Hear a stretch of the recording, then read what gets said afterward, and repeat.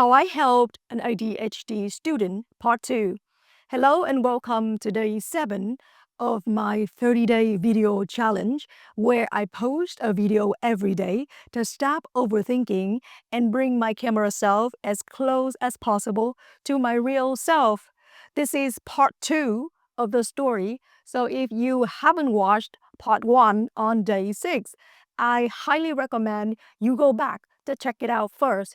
It'll help you get the full picture.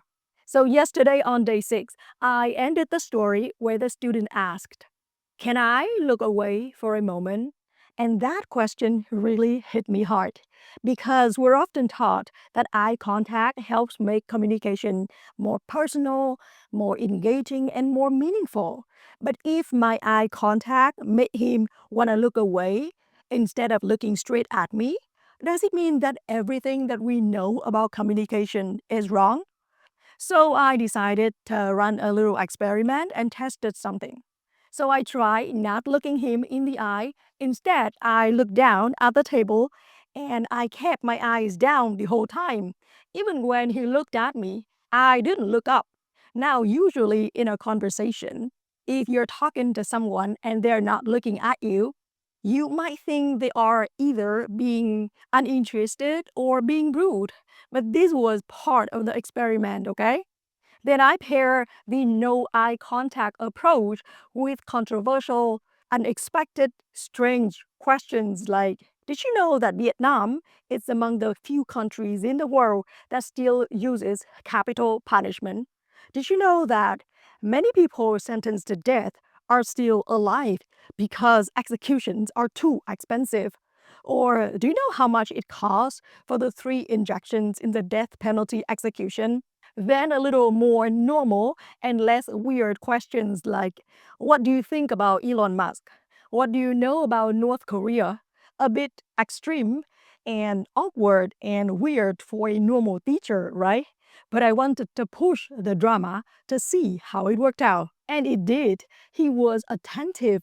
He debated passionately and argued back hard.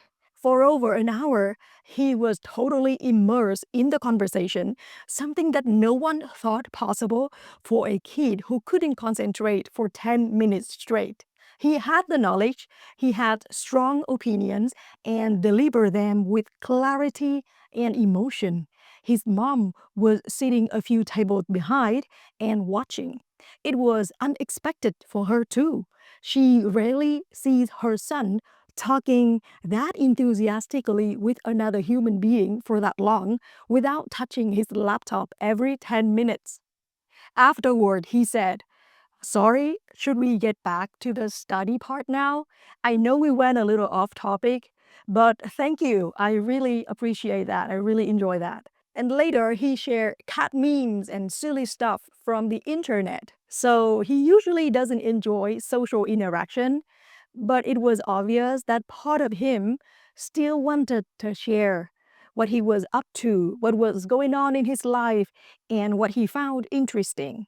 Now, that might sound like a small win, but does it mean that things were smooth from then on? And did I eventually help him achieve the IELTS band score that his family expected? Let's stay tuned for the final part of the story coming up tomorrow on day 8.